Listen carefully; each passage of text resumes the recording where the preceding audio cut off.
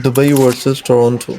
Relocation ease. Dubai. Connectivity. While Toronto is Canada's main connectivity hub, Dubai is a global hub. Transport. Both, Better weather. none. Both have polar extremes. Education. Toronto. Future prospects. Dubai's ambitious growth has 2040 plan in action right now, while Toronto is mostly depending on more stable immigration-driven growth. It wouldn't be wrong to say that the future belongs to Dubai.